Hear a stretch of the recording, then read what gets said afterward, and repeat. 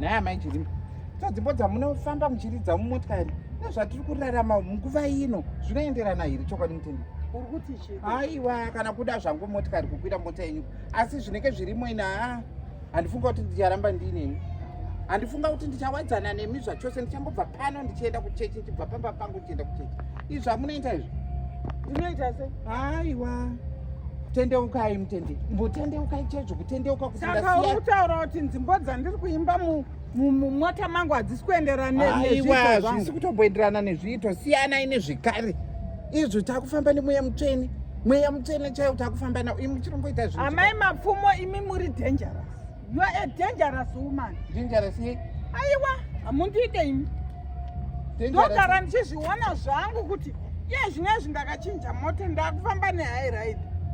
Asi mimi munorwadziwa nehigh ride. Muri kurwadziwa. Ndo zviri kukurwadzai chete makuti dzimbo kuita sei? Aiwa, chinjai hunhu hwenyu Amai Jilimba, ina handichada, ina handichamboda. Chinjai hunhu hwenyu kana muchida kuira. Saka kana iwewe kana ukanga uchiuya pano zvinoreva kuti uri kuda nezvangu.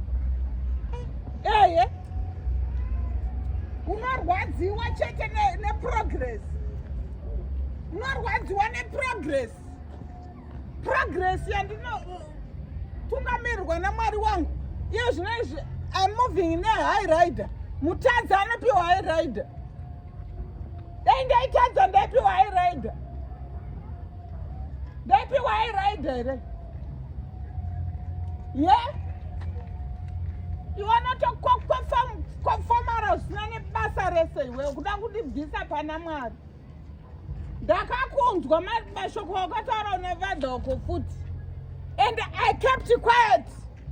Ndichifunga kuti uchanzwa iwe ndiwanozviita mutenderi stereki. Nonsense. Shasha yemakuhwa.